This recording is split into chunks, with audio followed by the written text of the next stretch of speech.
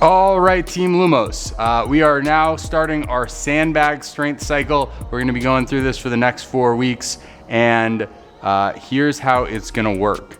Hopefully you've all picked up a sandbag from the gym by now. If not, go and do that, or if you have access to either a bunch of sand or you wanna make a run to Home Depot or Lowe's or something, grab a 50-pound bag of sand or two, and that's what we're gonna use. You're gonna put that into something to carry it. Ideally, you wrap it in some garbage bags to make it a little stronger, and then you wanna put it into a backpack or something like that. Ideally, that is cloth, so it's a little absorbent if you get sweaty, and has some handles so it's a little easier to carry. Okay, get creative with that. Share your pictures of your sandbags. I think that'll be cool. We're leaning into that sort of creativity side of fitness right now, with people at home or with not the same access to equipment. So have fun with that. See that as something that gives us, an opportunity to think a little outside the box, as opposed to something where we feel limited by our lack of equipment. Okay. The way each cycle is gonna work, we've got 3 pairings of movements. We're gonna be doing them Monday, Wednesday, Friday.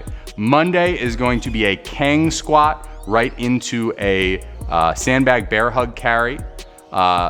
Wednesday is going to be a sandbag curl into a sandbag up and over, or sometimes called a shoulder to shoulder, which is like a side to side push press.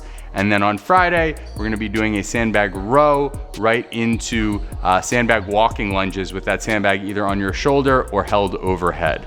These are gonna be done every minute on the minute style, or every 3 minutes specifically on the minute. So you'll have a 3-minute interval. You will do both movements in those 3 minutes back to back, and you will rest for the remainder of the time. Now, this is a progressive cycle. The goal is to get stronger by the end of it. Since for most people, the sandbag is going to be at a fixed weight or something close to a fixed weight, what we recommend you do is try to add reps. So we're gonna start with somewhere between, for a lot of these movements, 6 to 10 reps or so. And we wanna add about 2 reps a week to each movement, okay? If you take your sandbag and split it into smaller bags, maybe split them in half so you've got 2 25-pound bags, you may be able to play with that progressive training notion a little differently. If you're a little worried about, will the sandbag be too light or too heavy, that's a good idea, is to split it into some smaller bags so you have a little bit of controllability on that front. All right, so those are gonna be the movement pairings. We've got movement demos of each one coming up. If you've got any questions, please reach out. We know this is maybe something people haven't done before, so let us help you. Have some fun with it, and we'll see all your smiling faces soon. All right, Lumos out.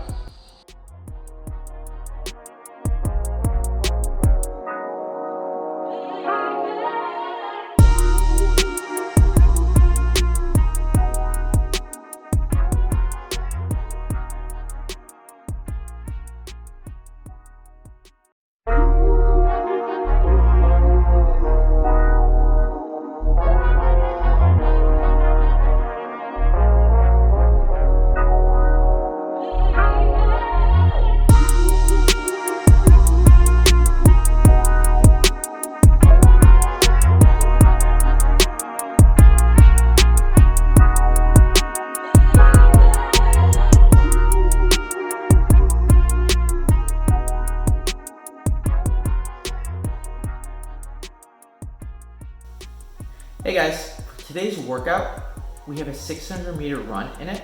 So as a part of the warm-up, what we're gonna do is we're gonna run 400 meters and we're gonna mark 2 spots. You're gonna run 1 minute out for the 400-meter run. But what you're gonna do is when you're 30 seconds out on that run, you're gonna mark that as your first spot. And then at the turnaround point, when you're 1 minute out, you're gonna mark that as your second spot. And then you'll run back to where you started to finish up the warm-up.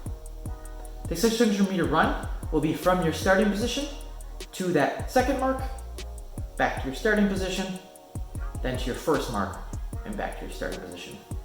That will be 600 meters. So for today's workout, it's called Lord's Aleapin. It starts with that 600-meter run buy-in. After you finish that 600-meter run buy-in, we're going to do 3 rounds of 4 movements. That's 10 burpees, 20 jumping alternating lunges, 30 jumping jacks, and 40 mountain climbers. After you finish those 3 rounds of those 4 movements, you're going to close it out with a 400-meter run buyout. For this workout, for that initial 600-meter run, just keep a steady pace, don't go out too hot.